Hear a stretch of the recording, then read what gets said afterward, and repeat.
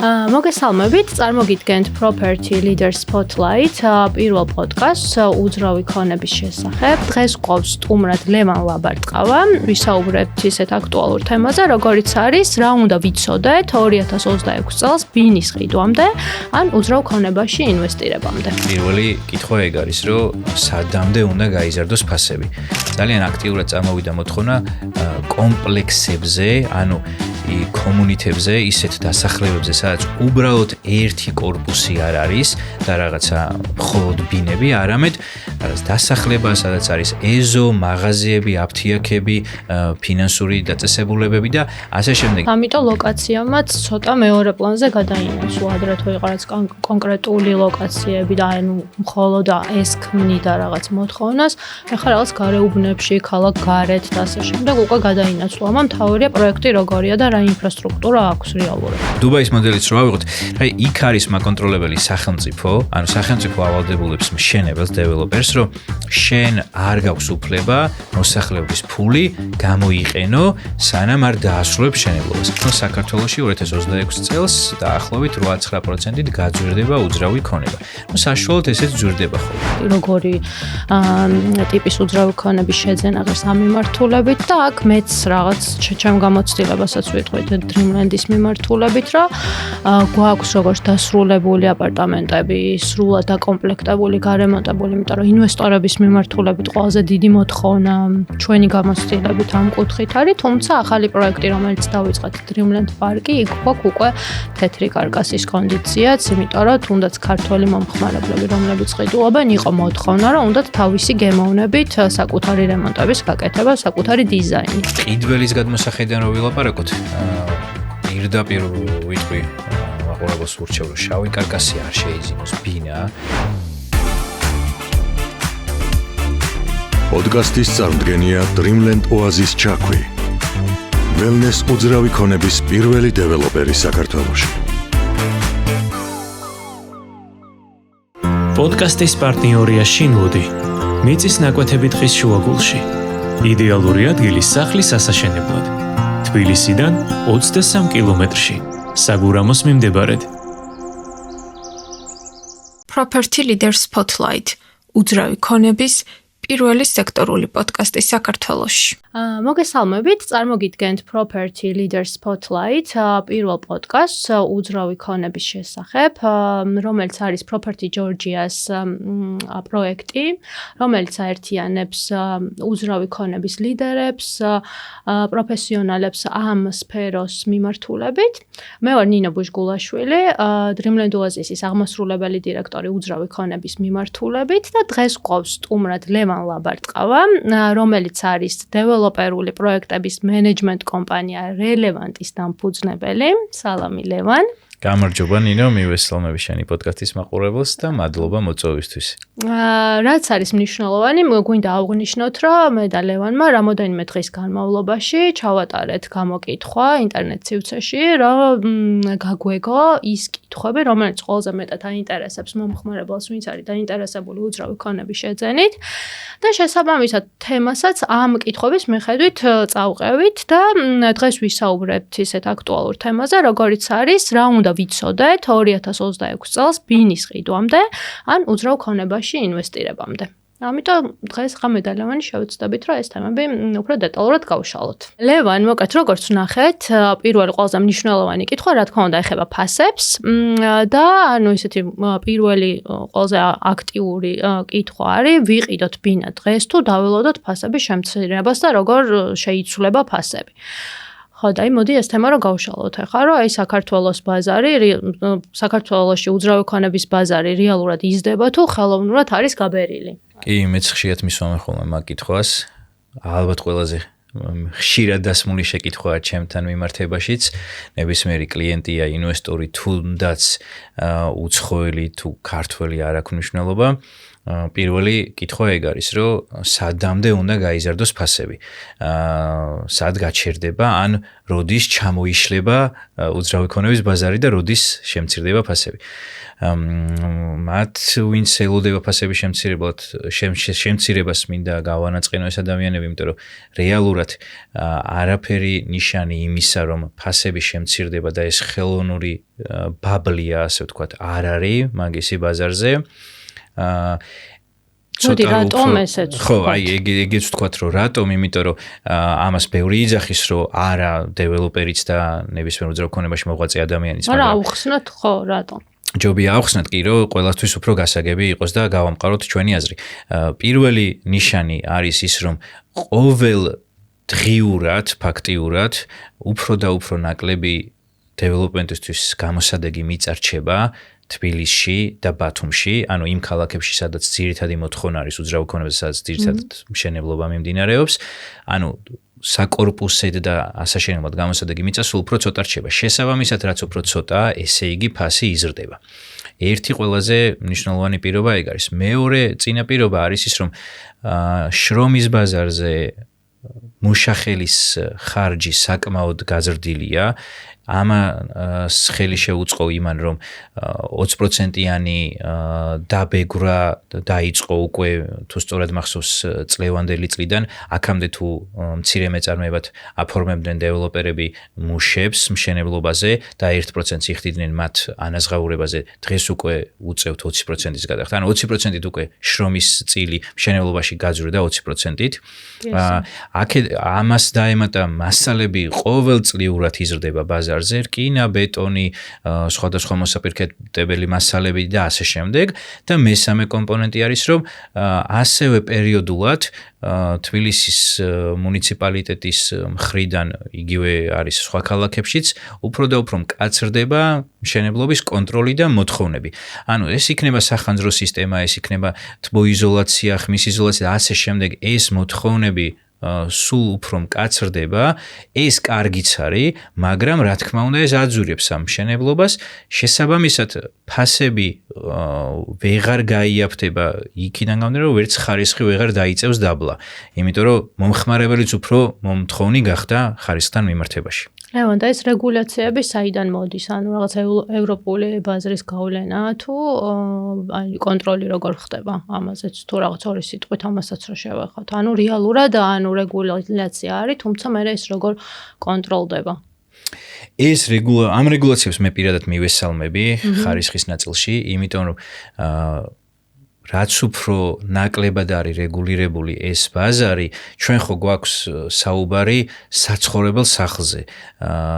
ხშირად ადამიანები ერთხელ ყიდულობენ ცხოვრებაში ან მაქსიმუმ ორჯერ საცხოვრებელ სახლს, იქ გატარებენ მერე მთელ ცხოვრებას და უსაფრთხოების ნაწილად უნდათ სახანძრო სისტემების მოთხოვნა, რაც ბოლო წლებში ძალიან გამკაცრდა და ძალიან აქტუალური გახდა. მნიშვნელოვანია, იმიტომ რომ ეს არ არის რაღაცა ერთჯერადი მოხმარების რაღაცა ტანის სამოსი ან რაღაცა ესეთი პროდუქტი, ხო? ეს არის ისეთი პროდუქტი, სადაც ადამიანები თავის ოჯახს აცხოვრებენ, შვილებს, თავის თავს უსაფრთხოდ უნდა იგრძნონ ეს თავისი თავი, იქ ყოფნით და ამიტომ ძალიან მნიშვნელოვანია ეს. ასევე ხმის იზოლაცია, თბოიზოლაცია ხშირად გაგვიგია, რომ მეზობლის ხმა გვესმის ჩვენ, არ ვიცი, ვერ ვათბობთ სახლს, შემოდის რაღაც სიცივე ფანჯრებიდან და ასე შემდეგ და ეს ყველაფერი მომხმარებელს ძალიან მისთვის რთულია, როცა მშენებარებინას ყიდულობს, რომ ეს წინასწარ დაიზღვიოს ამისგან თავი, ის ვერ შეაფასებს ამას, მას არ აქვს არც ცოდნა გამოცდილება და ვერც დეველოპერს ვერ გაუზომავს კედლის სისქეს. ამიტომ ამ დროს ერევა სახელმწიფო ამაში და ზრუნავს თავის მოსახლეობაზე და ცდილობს, რომ ისეთი მოთხოვნები წაუყენოს დეველოპერს, რომ ხარისხი იყოს შესაბამისი ბაზრის მოთხოვნებთან, თან მით უმეტეს, როცა გვინდა, რომ ჩვენ მოვიზდოთ უცხოელი ინვესტორები, შესაბამისი პროდუქტიც ხოლმე დავახვედროთ არა შესაბამისობაში იმ ევროპულ სტანდარტებთან.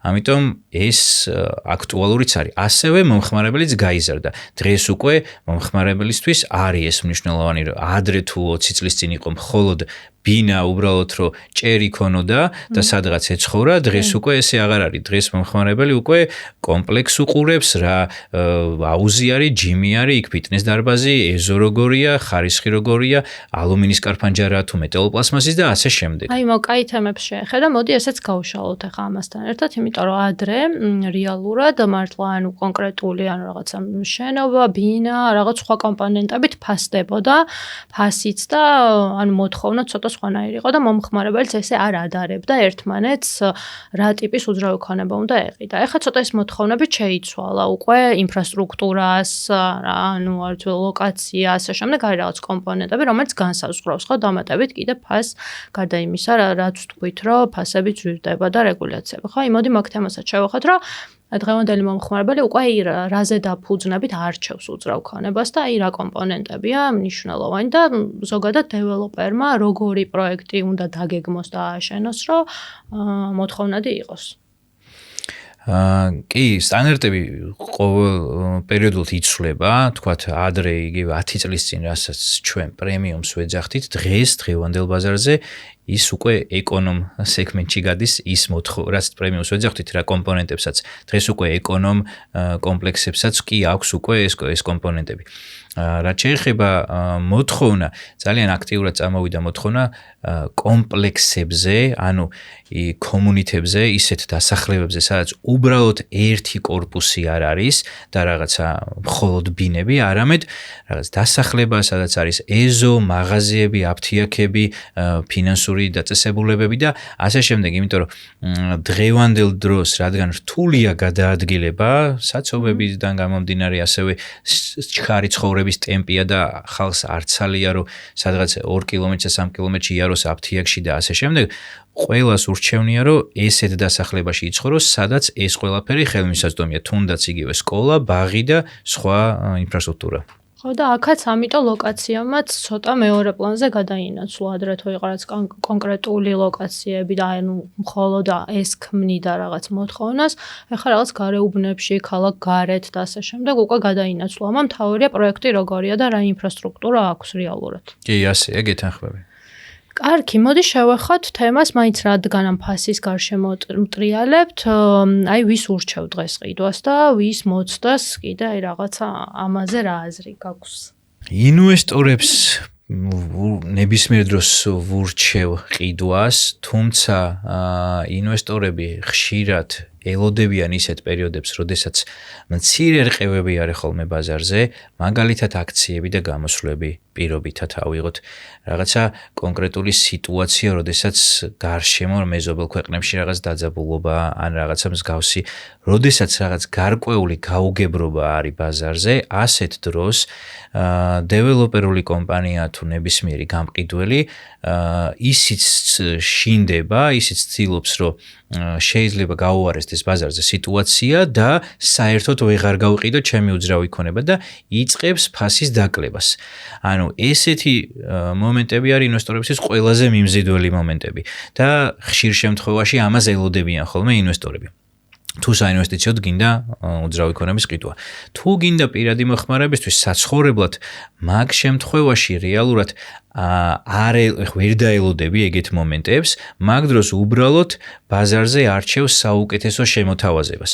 ეს საუკეთესო შემოთავაზება, რა თქმა უნდა, არის მშენებლობის დასაწყისში, თუ მშენებარე ბინაზე ვსაუბრობთ, ან თუ მისაღებია შენთვის უკვე აშენებული, რამოდენიმე წლის წინ აშენებული ბინა შეგიძლია იყიდო პირადი მოხმარებისთვის თუ გინდა, იმიტომ რომ მაგასაც კარგი ფასი აქვს. იმიტომ რომ 5 წლის წინ მაგალითად ადამიანმა რაღაც კონკრეტულ უბანში დღეს თუ $2,000 ღირს კვადრატული მეტრი ახლა შენებული 5 წლის წინ იმ ადამიანმა იქ იყიდა $1,500 ის ბინა და შეუძლია დღეს რომ 1,700-ად 1,800-ად გაყიდოს. ანუ შეიძლება დეველოპერთან ახალმშენებარესთან შედარებით ცოტა იაფად მაინც იყიდო უკვე აშენებული.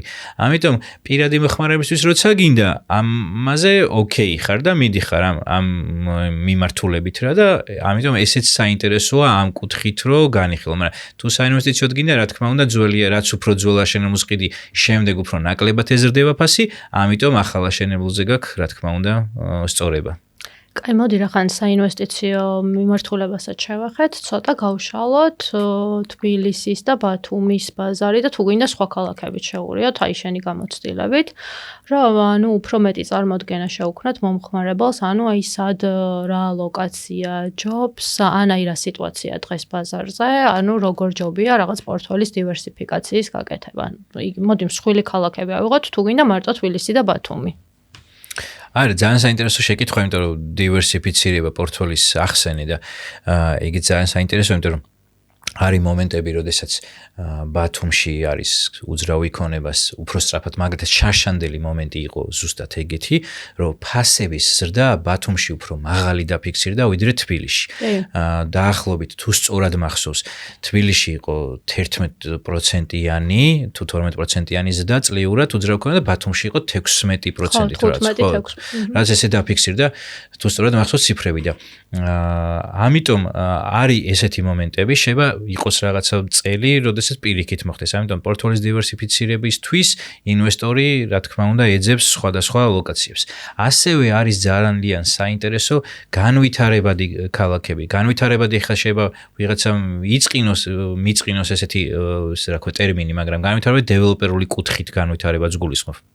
მაგალითად ქუთაისი, იმიტომ რომ ეხა არის იქ აქტიურად მშენებლობა, ახალი კორპუსები შენდება და დეველოპმენტია და თუ სწორად განვითარდა ეს ქალაქი აეროპორტის ხარჯზე უძრავ ქონებასაც ფასი აეწევა. ბათუმი ხა ვიცით რომ ყოველთვის იზრდება ფასი და მოთხოვნადია, იმიტომ რომ ყველაზე განვითარებული კურორტია აჭარის მიმართულებით. შესაბამისად, ბათუმში ახალი მშენებლობები უკვე თითქმის ძალიან ცოტა არის, იმიტომ რომ პირველ ზოლში აღარ არის დარჩენილი ადგილი, ამიტომაც მიდის განვითარება ქობულეთის მიმართულებით, იგივე თქვათ Dreamland Oasis-ი რო ავიღოთ ჩაქვის მიმართულებით, იგივე გონიო კვარიათის მიმართულებით, ასე შემდეგ. იშლება ისევე როგორც თბილისი იშლება და ფართოვდება, უკვე ვიცით რომ ნაფეტრების მიმართულებით ვითარდება, რუსთავის მიმართულებით, იქით საგურამოს მიმართულებით და ასე შემდეგ, იზრდება ამ კუთხით. ამიტომ ინვესტირების ნაწილში საინტერესო არის როგორც უკვე გაზრდილი და უკვე საინტერესო ქალაქები თბილისი, ბათუმი, ასევე მათ გარშემო ახალი დასახლებები, სადაც უკვე კომუნიკაციები არის, გზა არის და ვითარდება, იმიტომ რომ ფასის და იქაც საინტერესო იქნება. მოდი კიდე შევახოთ ფასს და ცოტა ბიუჯეტებს, რომ არის რაც მცირე ბიუჯეტია, თუ ისაც უნდა უძრავი ქონების ყიდვა, თუმცა არის მაღალ ბიუჯეტიანზეც მოთხოვნა, ხო? აი ცოტა რაღაც ეს თემებიც გავშალოთ. ან რაღაც ამ კუთხითაც რო შევხედოთ, რომ აი როგორ ჯობია რაღაც ერთი ძვირიანი უძრავის ქონების ყიდვა თუ რაღაც ჩაშლა მაგალითად აქაც გადანაწილება და რამოდენიმე რაღაც მცირე ბიუჯეტიანი, მაგრამ სამაგიეროდ ჯამში რაღაც დიდი პორტფოლის მქონე უძრავი ქონების ყიდვა და ცოტა რაღაც ეს მიმართულებაც რომ მიუცეთ მომხმარებელს, რომ რაღაც სწორი გადაწყვეტილებები მიიღონ ყიდვის დროს.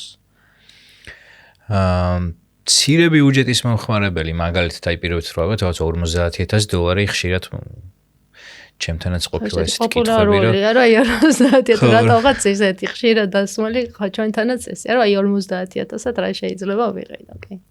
და კიდე ის არის ხოლმე კიდე საინტერესო, რომ ბინის გარდა კომერციულ ფართსაც მეკითხებია ხოლმე $50,000 რა კომერციული ფართი შემიძლია ვიყიდო და უფრო საინტერესოა მანდ ვარიანტები.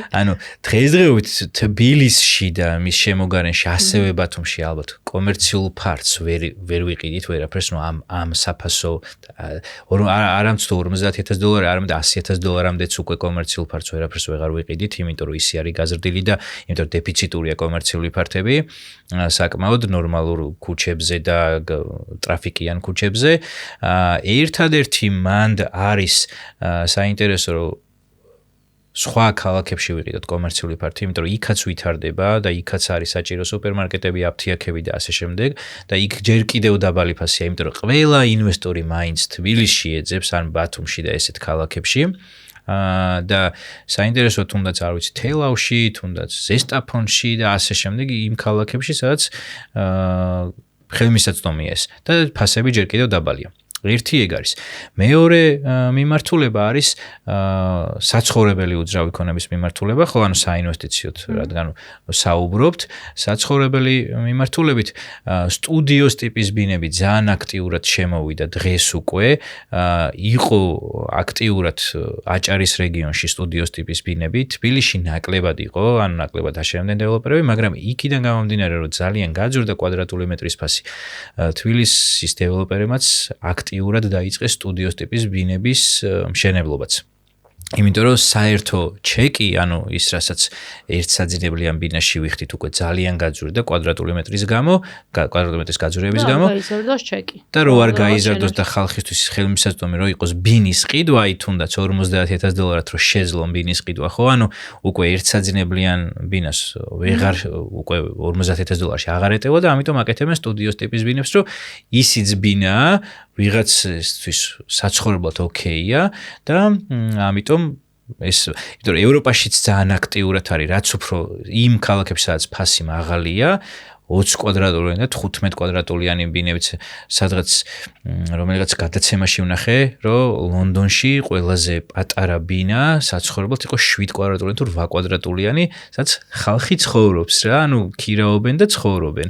ამიტომ რაც უფრო ძვირია უძრავი ქონება, იმ ქალაქებში უფრო კიდე შემცირდება ბინის ზომები. თუმცა ეს რელოკანტები ვინც არიან და გადმოდიან საცხოვრებლად, ის ტენდენციაც არის თუნდაც აჭარას თუ შევხედავთ და ბათუმს, ხო, ანუ მაგაში მოყვები, რომ აი ფართი შეიძლება პატარა იყოს, მაგრამ სიტყვაზე აი სტუდიოს ფართში one bedroom-ი ან რაღაც 50 კვადრატში სამსაძინებლიანი თუ გამოვა და ანუ უკვე რაღაც ისეთ რაც არქიტექტორები უკვე ისეთ განლაგებასაც იგონებენ, ასე ვთქვათ, რაღაც თანამედროვეს, რომ ანუ პატარა ფართში მაქსიმალურად ფუნქციური იყოს და ანუ ბევრი ოთახი გამოდიოდეს. იმიტომ რომ მაინც საცხოვრებლად ვინც გადმოდის, ანუ ოჯახი, მაინც სჭირდებათ რაღაცა სხვადასხვა ოთახები, ასე ვთქვათ. ამიტომ ეგ მიმართულება, ანუ აჭარაში ახლა წამოვიდა, რომ პატარა ფართი, მაგრამ მეტი ოთახი. და ანუ აქეთკენაც მიდის, იცვლება ცოტა ტენდენცია.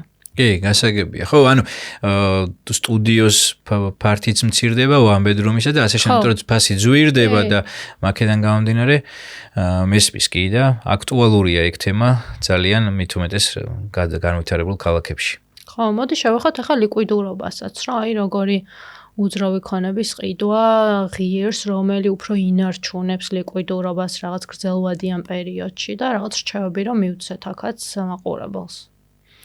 ლიკვიდურობის ნაწილში დღესდღეობით ყველაზე ლიკვიდური არის პატარა ბინები, ანუ სწრაფად გაყიდვადი. მაგრამ სად? მოდი, რაღაც ანუ ლოკაციას აქვს მნიშვნელობა, თუ სულ ერთია. ანუ თბილისზე და სხვა ქალაქებზე არ მაქვს აქ კითხვა, ანუ კონკრეტული ლოკაციები თუნდაც ქალაქში რა. ანუ ეს იქნება რაღაც ცენტრალური უბანი თუ გარეუბანი, ანუ არ აქვს მნიშვნელობა, მთავარია რაღაცა საშუალო ჩეკი სწორად იყოს დაჭერილი და კარგი დეველოპერი იყოს, თუ აი უფრო კარგად გავუშალოთ ეგ თემა. ლოკაციას დიდი მნიშვნელობა არ აქვს, რეალურად ყველა ლოკაციაზე არის დღის მოთხოვნა, ანუ შესაბამისი ძალიან მნიშვნელოვანია იმ კონკრეტულ ლოკაციაზე კონკრეტული ზომის ბინა. აი ხა ახსნი, ანუ პირობითად დიდ დიღომში ერთსაძინებლიან ბინაზე არის მოთხოვნა 40 კვადრატულის ფარგლებში, რომ 40 მაქსიმუმ 45 კვადრატული მეტრი იყოს. ეს ერთოთახიანია ამ შემთხვევაში პირობითად? ხო, one bedroom-ი საძინებელი და სტუდიო რო არის. ხო, 40-45 კვადრატული მეტრის ფარგლებში არის მოთხოვნა დიდ დიღომში. იგივე ერთსაძინებლიანი მაგალითად, ხო, აი რო ავიღოთ ვაკეში ან მთაწმინდაზე, ხო? უფრო მოთხოვნადია ცოტა უფრო დიდი 55 კვადრატულის ფარგლებში 60 კვადრატულამდე. ანუ გააჩნია კონკრეტულ ლოკაციას, იგივე ორსაძინებლიანი მაგალითად რო ავიღოთ, ხო? ანუ ცენტრალურ უბნებში დაახლოებით 80 კვადრატულიანი ორსაძინებლიანი ყველაზე მოთხოვნადი და ყველაზე ლიკვიდური სწრაფად იყიდება, თქვათ ესეთი ბინა თუ გვაქვს, მაგრამ გარეუბნებში 80 კვადრატულიანი ორსაძინებლიანი დიდ ზომად ითვლება, სწრაფად ვერ გაყიდია ასეთ ბინას. იქ სადაც 70 კვადრატულს არ უნდა აღემატებოდეს ორსაძინებლიანის ზომა. იმიტომ რომ უკვე ადამიანი რო ადარებს 70 კვადრატულიან ორსაძინებლიანს და 80 კვადრატულიანს, მისი აქმით გარეუბანში 10 კვადრატულში უაზროდ იხდის თანხას რა, ანუ იმიტომ რომ იქაც ორი საძინებელი, აქაც ორი საძინებელია. ამიტომ ამას აქვს მნიშვნელობა კონკრეტულ უბანს.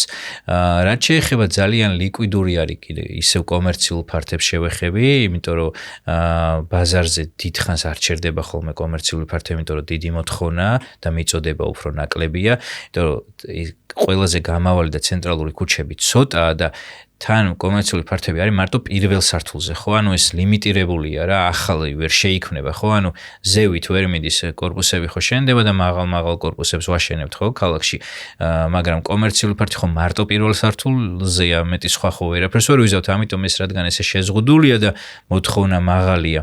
აქედან გამომდინარე, ყოველთვის სწრაფად რეალიზებადია.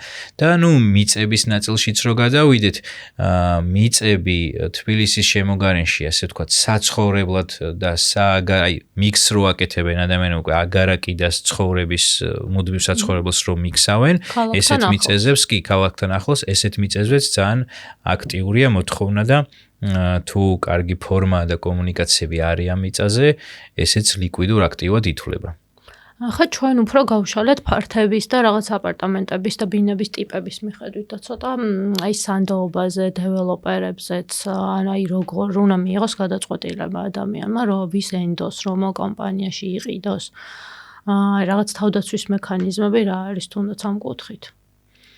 აქ ორად დავყოფდი, ერთი მშენებარე ჰაერს როცა ყიდულობს ადამიანი და უკვე აშენებულს, თქვა თუ მშენებარეზე ვილაპარაკებთ, მანდ მე პირადად რასაც ურჩევ ხოლმე ადამიანებს არის პირველი ბანკის ნაწილი, რომ ბანკის დაფინანსება იყოს პროექტში, იმიტომ რომ გამოცდილებამ გვიჩვენა, რომ დღეს უფრო და უფრო ნაკლებია ასეთი პროექტები ბაზარზე, რომელიც არ სრულდება, თქვათ, იწყება და მერე არ სრულდება, მაგრამ მაინც ბანკის გარანტია და უზრუნველყოფა, ანუ ბანკის დაფინანსებული, სრულად დაფინანსებული პროექტი იძლევა იმის მოსახლეობაში, მყიდველში იმის გარანტიას, რომ ეს პროექტი აუცილებლად დასრულდება და მიზნობრივად გახარჯავს დეველოპერი ამ თანხებს, რასაც ბანკი ურიცხავს მას სესხად აძლევს, იმიტომ რომ ბანკი უკონტროლებს. ანუ ასე ვთქვათ, დეველოპერი. ანუ ეს cross მოდელი, რაც იგივე დუბაიშია პირობითად. კი, აი თუნდაც ანუ ზუსტად იცი, რომ ის თანხა, რასაც იხდი, ხმარდება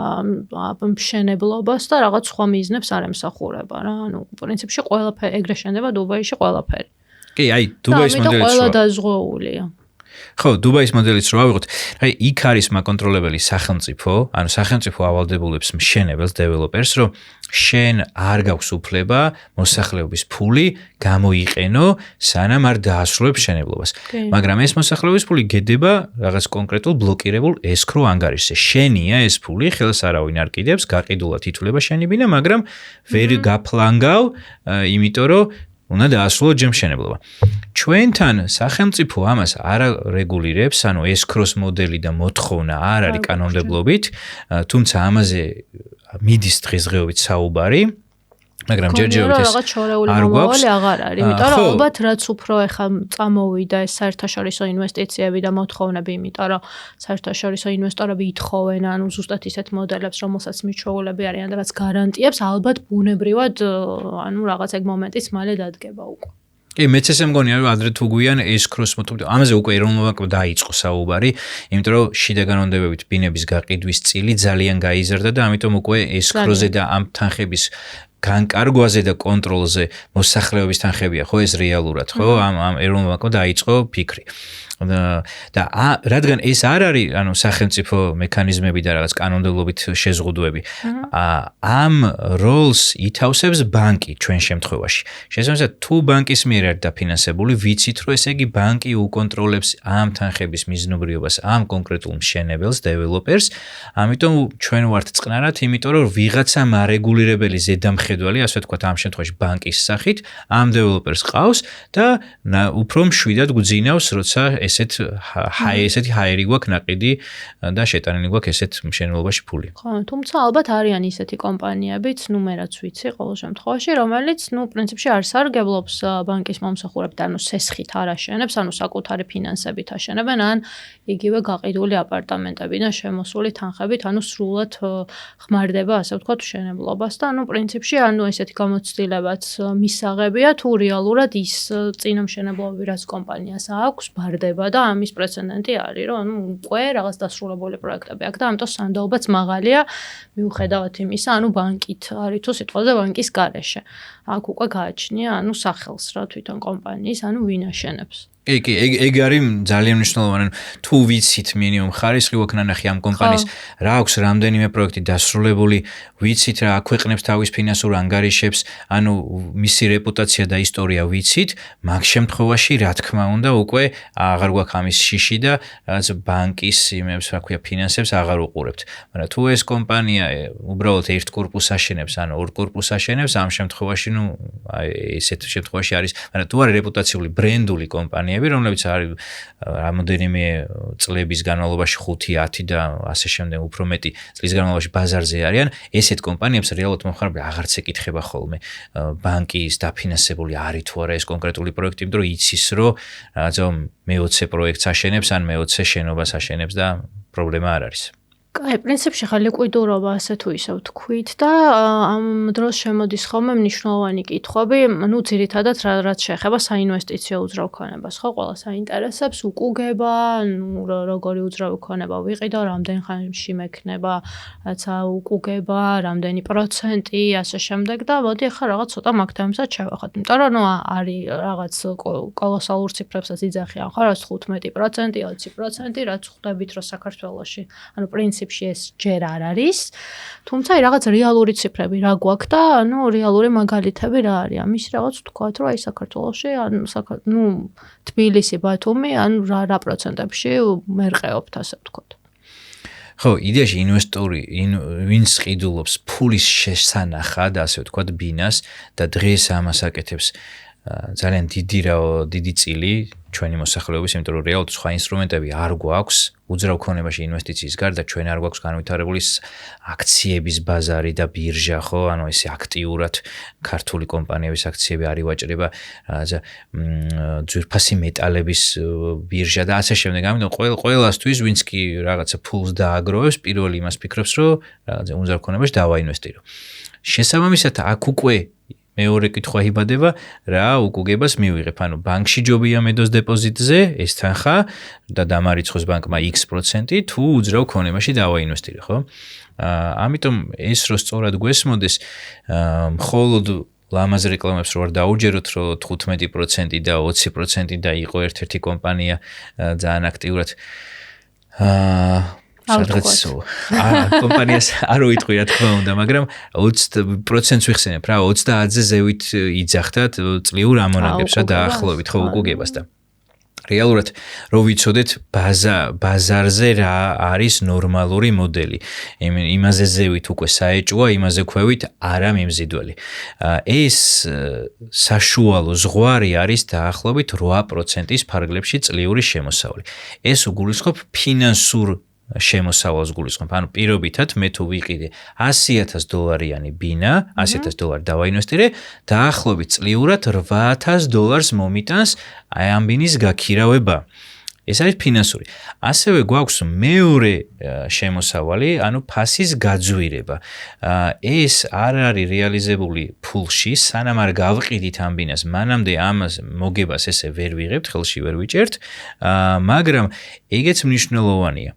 ბევრი კომპანია ამ ორს აჯამებს და ისე იძახის, რომ აი შენ გექნება ყოველწლიურად ამდენი შემოსავალი, თუმცა ამ ორის დაჯამებას იმიტომ აკეთებენ, რომ პროცენტი გაზარდონ, მაგრამ მე პირადად არ ვაჯამებ ხოლმე რა, ესე არ ვითვლი, იმიტომ რომ ის მეორე ფასის გაძვირება. კი, ორივე ცალკე მნიშვნელოვანი კომპონენტია. ცალკე უნდა დავთვალოთ. კაპიტალიზაცია ცალკეა ფასის და უკუგება ცალკე. ნუ ეს უფრო სწორი მიდგომაა ესე დათო. კი, იმიტომ რომ ეს ფასის გაძვირება მანამ არ არის შენი მოგება, სანამ არ გაყიდი და როგორც ძვირდება ფასი, ასევე თეორიულად შეიძლება დაიკლოს კიდევაც.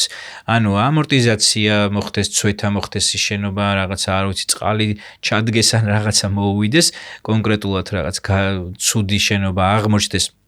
რაღაცა მოხდეს თუნდაც რაღაცა ქვეყანაში მიმდინარე მოვლენები რაღაც კონკრეტულ პერიოდში და ის ფასი კიდევ დააკლდეს, ამიტომ იმას მთლად ესე პირდაპირ მე არ ვითვალისწინებ ხოლმე. მაგრამ მიუხედავად ამისა, ეს თეორიაში უნდა გავითვალისწინოთ, რომ ეს ფასის გაძვირება დაახლოებით წლიურად 10%-მდე არის ხოლმე უძრავი ქონების ფასები ძვირდება საქართველოში საშუალოდ. ეხა წლევანდელი პროგნოზი არის თუ სწორად მახსოვს 8 თუ 9%-ია კვლევითი კომპანიების მიერ დადებული პროგნოზი, რომ საქართველოში 2026 წელს დაახლოებით 8-9%-ით გაძვირდება უძრავი ქონება. საშუალოდ ესეც ძვირდება ხოლმე. ამიტომ ეს ორივე კომპონენტი უნდა ვიცოდეთ, რომ მნიშვნელოვანი არის. ფასის გაძვირება ცალკე დაგროვების კომპონენტია და ის იჯარიდან მიღებული შემოსავალი არის ის, რასაც ყოველთვიურად ჩვენ ჯიბეზე აისახება.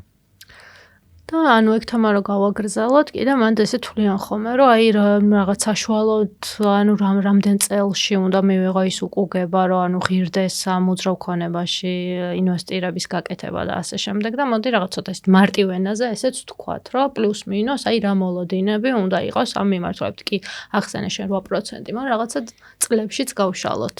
კი, ბევრი წლებსაც უყურებს მართლა. ხო, იმიტომ რომ ხო სხვადასხვანაირი მიმართულებით უყურებენ და მოდი ორივე კითხვა დავაკმაყოფილოთ ასე ვთქვათ. კი, ბევრისთვის რომ ითქვია მეც რომ დაახლოებით 7%-იანი ამონაგები აქვს ყოველწლიური ამ კონკრეტულ უძრავ ქონებას, რამდენ წელში ზუსტად ესე მარტივად რომ ხა კალკულატორი რო გავხსნა, მარტივად რომ დავთვალოთ, არის ეს წლების ამონაგები, ჩვეულებრივად შეგვიძლია გადავიყვანოთ იმაში, რა ქვია, 100 უნდა გავყოთ, მაგალითად 8%-იანი ამონაგები აქვს ამ კონკრეტულ უძრავ ქონებას. ხო, 100-ს გავყობთ 8-ზე, მივიღებთ 12.5-ს. 12.5 ნიშნავს, რომ 12.5 წელში ამოიღებს თავის თავს. ძალიან მარტივი დასათვლელია ხოლმე ეს ამონაგების პროცენტიდან იმის წლების ნაწილში. საშუალოდ 12 წელი, ადრე იყო 7 წელი, 8 წელი წლების წინ, მაგრამ დღეს უკვე 10 წელში თუ იღებ შენ უძრავ ქონებას, ეს ნიშნავს, რომ ძალიან კარგი შემოსავლიანი უძრავი ქონება გაქვს.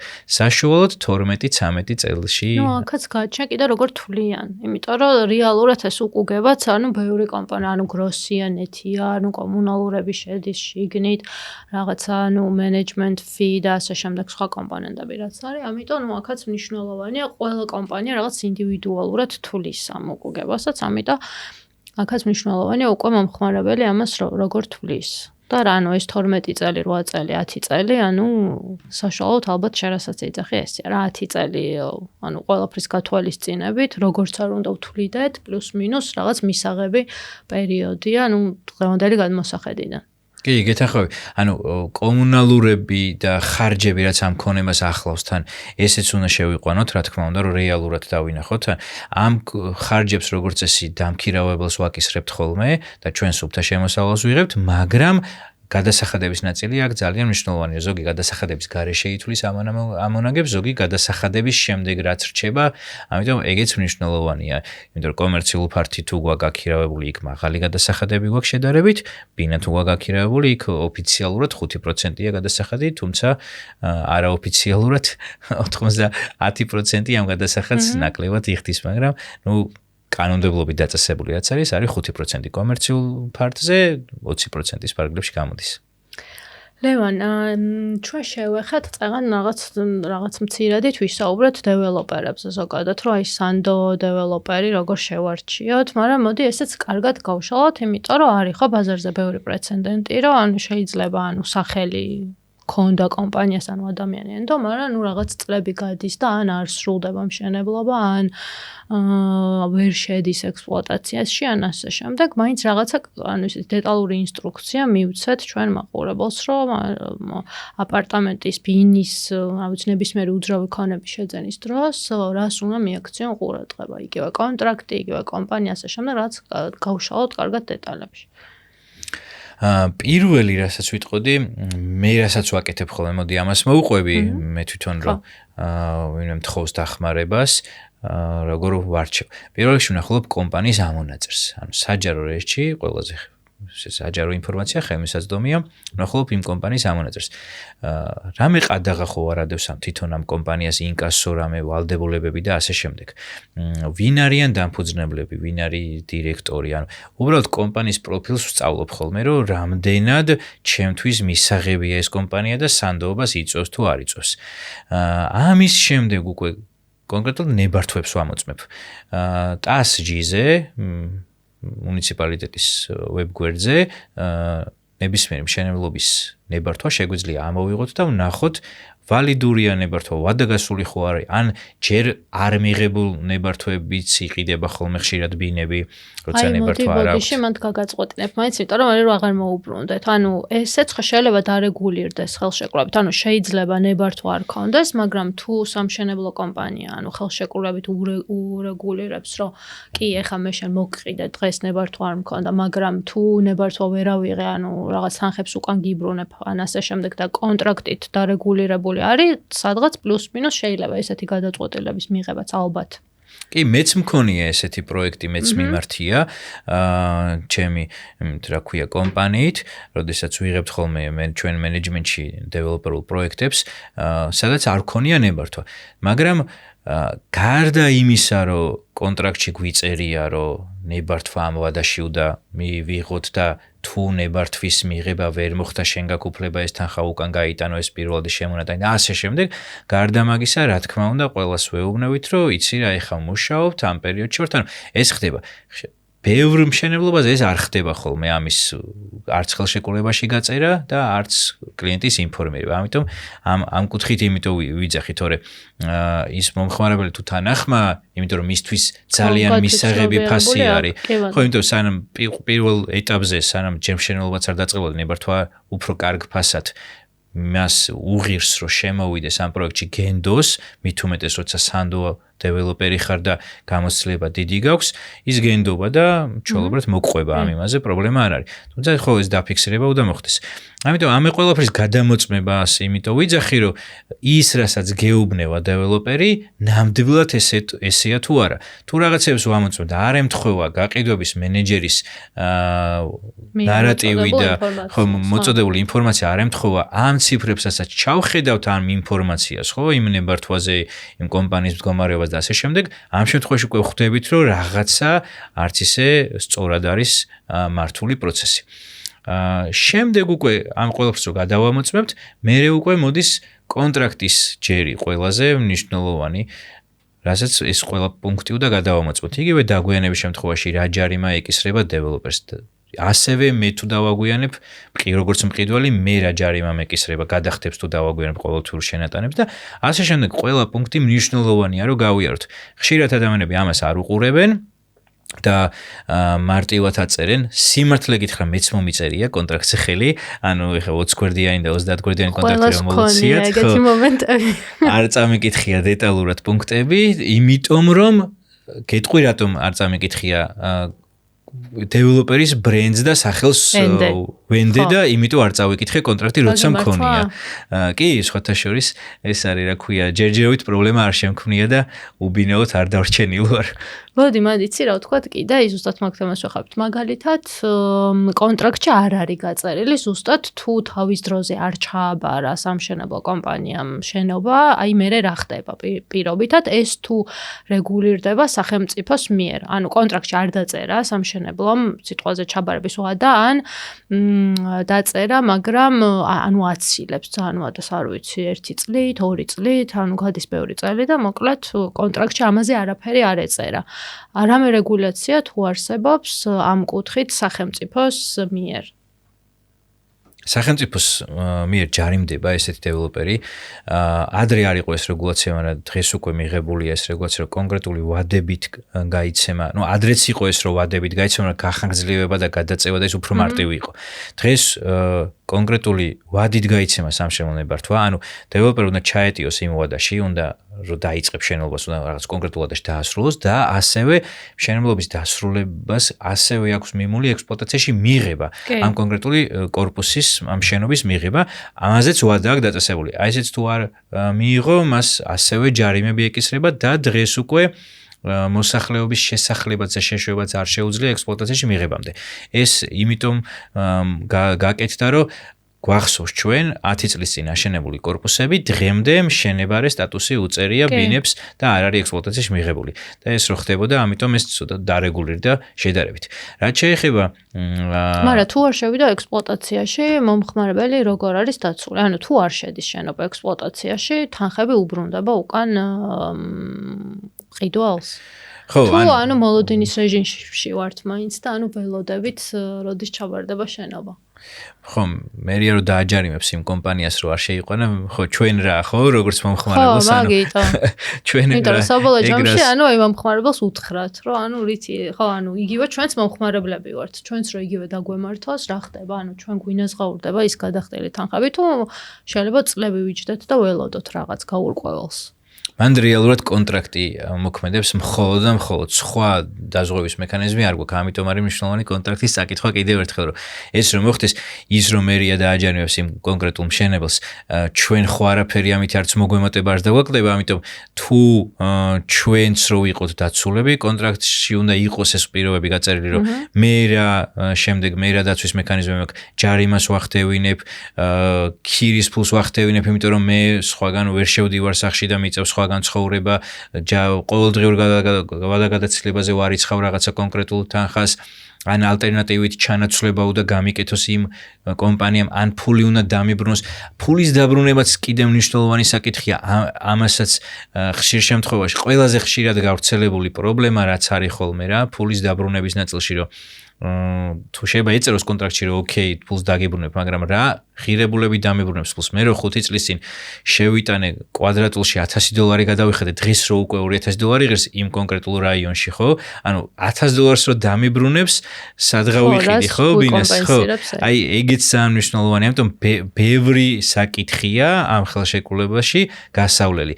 მე არ ვარ დარწმუნებული, რომ ეს პუნქტები ყველა დეველოპერს გამართული აქვს და ან რომც ჩავიხედოთ, წავიკითხოთ და არ მოგვეწონოს, მე ის დეველოპერი დაგვთანხმდება, რომ ოკეი, ყველა პუნქტს გაგისწორებ და გაგიწერ ისე როგორც შენ გინდაო. მაგრამ ნუ რაღაც მნიშვნელოვანი პუნქტები მაინც შეიძგვიძლია შევაცვლევინოთ, დავაკორექტირებინოთ დეველოპერს, რაზეც არ გამოყვება და არ დააკორექტირებს, მინიმუმ გვეცოდნება, რომ ამაზე რისკს ვიღებ და ოკეი, ჩემი რისკია. ლევან, მოდი ბოლო კითხვასაც რო შევახოთ, იმიტომ რომ პრაქტიკულად ბევრი რაღაც ვთქვით და აი კონდიციებიც რო ვთქვათ, თეთრი კარკასი, შავი კარკასი, მწვანე კარკასი, სრულად დასრულებული რაღაც ბევრი ვარიანტებია და ზოგადად ანუ როგორ თვლი, ანუ რას ურჩევ მომხმარებელს, ანუ როგორი ტიპის უძრავი ქონების შეძენა ღირს ამ მიმართულებით და აქ მეც რაღაც ჩემ გამოცდილებასაც ვიტყვი Dreamland-ის მიმართულებით, რომ გვაქვს როგორც დასრულებული აპარტამენტები, სრულად კომპლექტებული, გარემონტებული, იმიტომ რომ ინვესტორების მიმართულებით ყველაზე დიდი მოთხოვნა ჩვენი გამოცდილებით ამ კუთხით არის, თუმცა ახალი პროექტი, რომელიც დავიწყეთ Dreamland პარკი, იქ გვაქვს უკვე თეთრი კარკასის კონდიციაც, იმიტომ რომ თუნდაც ქართველი მომხმარებლები, რომლებიც ყიდულობენ, იყო მოთხოვნა, რომ უნდათ თავისი გემოვნებით საკუთარი რემონტების გაკეთება, საკუთარი დიზაინით. ამიტომ მე რაღაც უფრო ჩემი გამოცდილებით ესე იშლება ეს თემა, ანუ ქართველებს ძალიან უნდათ რაღაც თავის დიზაინით მოაწყონ, ინვესტორებს უნდათ უკვე გამზადებული რამაში დრო, რესურსი და ასე შემდეგ, ანუ არ დაკარგონ უცხო ქვეყანაში, ასე ვთქვათ. ანუ შენ როგორ უყურებ ამ ყველაფერს შენი გამოცდილებით? კი, სწორი, ანუ რეალურად რა მომხმარებელზეა გათვლა, იქიდან გამომდინარე აკეთებს დეველოპერი ბინის კონდიციებს. ყიდველის გადმოსახედიდან რო ვილაპარაკოთ, პირდაპირ ვიტყვი მაყურებელს ურჩევ, რომ შავი კარკასი არ შეიძინოს ბინა, კი ერთი შეხედვით ძალიან იაფი გამოდის ხოლმე კვადრატული მეტრი, მაგრამ იმის გათეთრება, ანუ თეთრ კარკასამდე მიყვანა უფრო ძვირი უჯდება მომხმარებელს ვიდრე დეველოპერს. ამიტომ ჯობია პირდაპირ თეთრი კარკასი ვიყიდოთ ხოლმე. ეს ძვირი იმიტომ ჯდება, რომ თუნდაც რაღაც მასალის ატანა მე-7 სართულზე, ანუ ამისთვის რაღაც ქირაობა მუშების ან ეგრეთ წოდებული ჟირაფს რო ვეძახით იმის ატანა მასალების, მე არის ხოლმე რომ ლიფტით არ გვაძლევს უფლებას დეველოპერი რომ ეს მასალები ავზიდოთ, ეს ცემენტი და გაჯი და ასე შემდეგ. იმდენად ძვირი გვიჯდება, რომ შავი კარკასის ყიდვა მაგალითად დრო და მასალების ატანა და ეს ყველაფერი არ ღირს ხოლმე. ამიტომ აქ არის უკვე თეთრ კარკასი და მწვანე კარკასზე ყველაზე გავრცელებული პირობები. თეთრი კარკასი და მწვანე კარკასი დიდი სხვაობა არ არის, განსხვავება არის. ეს ყოველთვის არის ხოლმე შეკითხვა, ხო, ბევრმა არ იცის ეს შეკითხვა და მისვამენ ხოლმე ამ კითხვას და არის რეალურად კომუნიკაციების ნაწილში განსხვავება, ანუ თეთრი კარკასი არის უბრალოდ გალესილი კედლები და მწვანე კარკასი არის, სადაც გალესილ კედლებში უკვე გათბობის მილები და ელექტროობა უკვე გაყვანილია და დაქსელილია ეს ყველაფერი და პირდაპირ სარემონტოდ შევდივართ და უკვე ამ განლაგებებს აღარ ვაკეთებთ. ვიღაცისთვის ის არის მისაღები, ვიღაცისთვის ეს. რაც შეეხება გარემონტებულს, აქ თუ გვინდა საინვესტიციოდ უცხოელები იმიტომაც ყიდულობენ ძირითადად გარემონტებულს, რომ მათ არ აქვთ ამის რესურსი, რომ აქ არემონტონ ბინები და თან უნდათ საინვესტიციოდ და ასევე ჩვენც თუ გვიყიდულობთ საინვესტიციოდ, მისაღებია ძალიან, რომ ავირჩიოთ უკვე გარემონტებული და გამზადებული აპარტამენტი, რომ პირდაპირ შევძლოთ გაქირავება. თუ საცხოვრებლად გვინდა, რა თქმა უნდა, ჩვენთვის როცა გვინდა ხშირ შემთხვევაში ვარჩევთ თეთრ ამწვანე კარკას, რომ ჩვენ გემოზე გავარემონტოთ. იგიც ძალიან მაგიტომაც არის თბილისში უფრო მეტად მიღებული თეთრი და მწვანე კარკასი და აჭარის რეგიონში კურორტებზე უფრო მეტად მიღებული გარემონტებულები, იმიტომ რომ იქ უფრო მეტად საინვესტიციოდ ყიდულობენ და გასაქირავებლად ვიდრე თბილისში. ამიტომ სპეციფიკიდან გამომდინარეა ეს ყველაფერი. და რაც შეეხება უკვე რემონტის ნაწილს, თუ ჩვენი თუ არემონტებთ, ან დეველოპერი გვაძლევს რემონტის არჩევის საშუალებას, ყოველთვის ვურჩევ მომხმარებელს, რომ მაქსიმალურად სადა ფერები აიღოს, პასტელური ფერები ეგრეთ წოდებული, ისეთი ფერები და ისეთი დიზაინი, რომელიც დროს გაუძლებს და მალე არ გადავა მოდიდან და რამოდენიმე წელიწადში უკვე აღარ იქნება თავიდან გასარემონტებელი, იმიტომ რომ დამქირავებელს აღარ მოეწონება მისი დიზაინი. ხო, ესეც ლიკვიდურობის ერთ-ერთი კომპონენტია და ხო გეთახმები მაგაში. ლევან, მადლობა დიდი. იმედია ყველა კითხვას გავეცით პასუხი. ჩვენ მომხმარებლებს გევეთყვი, რომ გამოიწერონ აუცილებლად Property Georgia's YouTube გვერდი, რომ ყოველთვის საქმის კურსში იყვნენ იმ სიახლეების, რაც უძრავი ქონების მიმართულებით ხდება ბაზარზე. პოდკასტის წარმოდგენია Dreamland Oasis Chakwi. Wellness უძრავი ქონების პირველი დეველოპერი საქართველოში. პოდკასტის პარტნიორია შინვუდი. მიწის ნაკვეთები დღის შუაგულში. იდეალური ადგილი სახლის ასაშენებლად. თბილისიდან 23 კილომეტრში. საგურამოს მიმდებარედ. Property Leader Spotlight. უძრავი ქონების პირველი სექტორული პოდკასტი საქართველოში.